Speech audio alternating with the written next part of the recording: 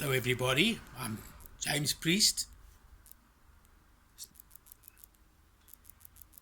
Section A, The Road to Adulthood, Chapter 1, Upbringing.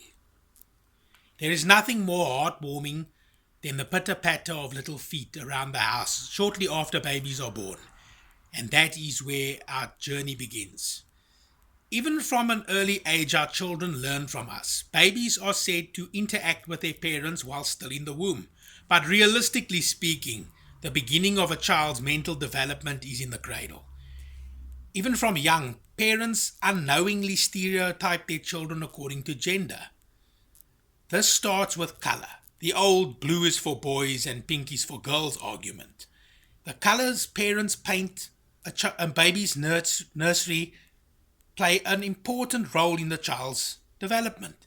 It is known from various studies that bright colors such as red, yellow, green, and blue, etc., instill active or even sometimes even hyperactive natures in children, while the so-called pastel colors like pink, lavender, light purple, lilac, etc., instill passive, softer natures in children. Yellow is also said to instill a healthy appetite, while pink instills empathy. It is no wonder most boys are active and most girls passive, given the colors used in nurseries. Miss November 2011 playmate Ciara Price openly admitted on international television that when her mother was pregnant with her, everybody thought she was going to give birth to a boy child, and so her husband painted the nursery blue. When it was later revealed that she was in fact carrying a girl child, her husband left the room blue as he did not feel like the labor of repainting. Well, it just so happened that little Ciara grew into quite a little tomboy, so to speak. She was more prone to doing the things that boys would do than what girls would do. So this is evidence that upbringing influences children, especially their preferences according to gender. This is stage 1 in child stereotyping. Even the toys that girls and boys are given to play with are different. Boys are given guns, cars, action figurines, while girls are showered with nothing but dolls, toy sewing machines, vacuums, and tea sets. This is stage 2 in child stereotyping. Boys grow accustomed to the so-called boys' toys and sometimes from a young age develop aggressive tendencies, as most of these toys are associated with violence, especially the guns. While girls grow accustomed to the so-called girls' toys and become too nurturing. There is no balance. This contributes greatly to the violence against women in the world today, and especially in South Africa.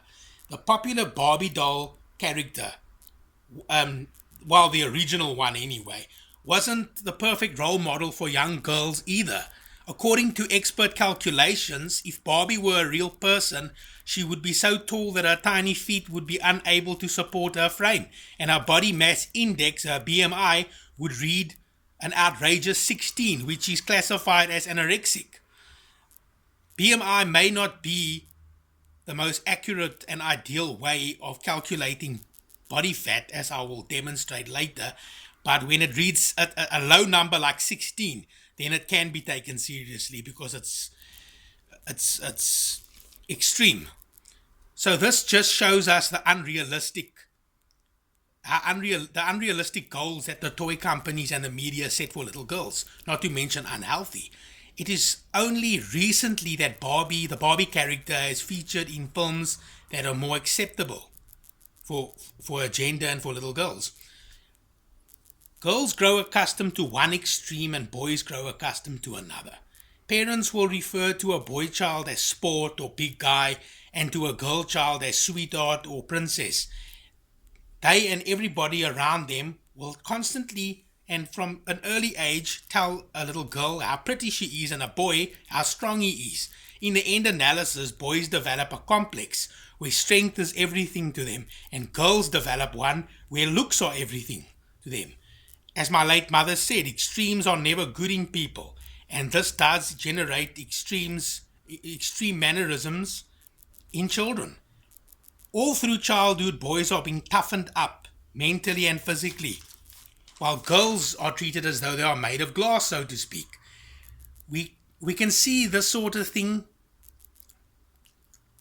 in everyday life. A father will wrestle with his son and perhaps teach him how to defend himself, but will seldom do the same with his daughter. And then one day when the daughter grows up and perhaps she's raped or murdered because she did not know how to fend off an attacker, then the father will want to cry. It is an input-output system. What you put in is what you get out. And if you do not put anything in, you won't get anything out.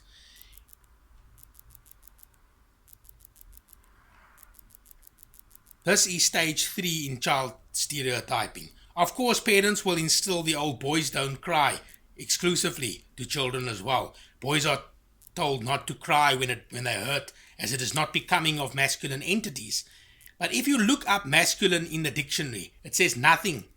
It says of like or suitable for men, having the qualities or appearance considered characteristic of a man, having the grammatical form of the male gender. Hero is a masculine noun.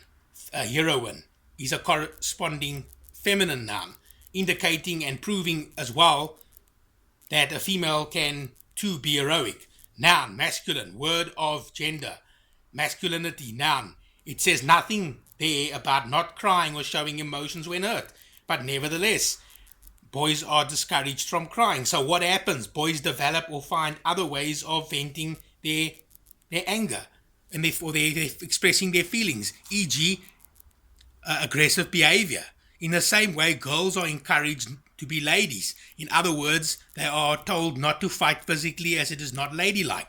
But the word lady, again, if these people bother to look it up in a dictionary, it merely means a woman considered to be of good social position and manners. In other words, a woman who is well-mannered and makes people feel comfortable in her presence. It says nothing about not participating in previously male-dominated activities.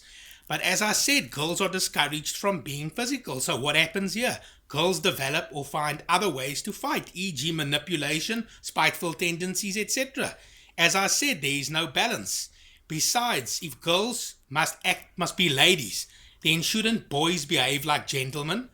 And the word gentleman merely means a man of honorable and kindly behavior, a man of good social position, a polite man, and the word gentlewoman translates into lady. So a gentleman is virtually the male equivalent of a lady. People always say that these vast behavioral difference in the sexes is due to nature.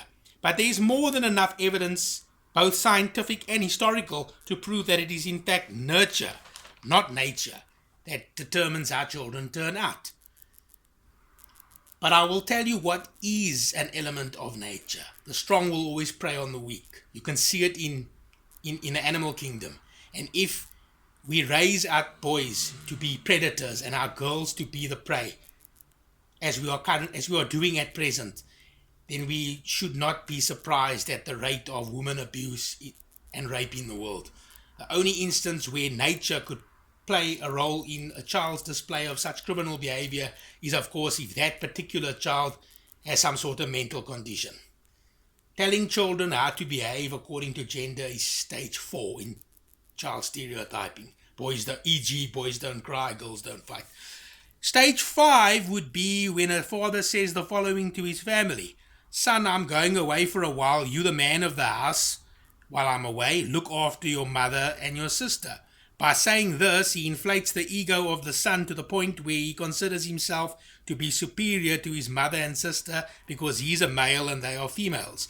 At the same time, he diminishes the egos of the mother and the daughter, or the mother and the sister. Furthermore, he removes the mother's authority over the household and places it in the son's hands. Parents are also more protective with their daughters than they are with their sons. For example, a father will congratulate his son if he has a girlfriend, but will forbid the daughter from having a boyfriend. And if she does have a boyfriend, if the boyfriend makes one wrong move, the father's got his shotgun in hand and he's ready to fire. This would be stage 6 in child stereotyping. Now, most people would ask, what can be done? Well, I think this is enough. I think I've touched on enough stuff for today. But on my next, there are solutions and antidotes for these six stages. But I will touch on that on my next blog, on part 2 of chapter 1. I hope everybody enjoyed my blog so far. I hope everybody found it. I hope you found it entertaining as well as informative. But that's all for today. I'll see you guys next time. Peace.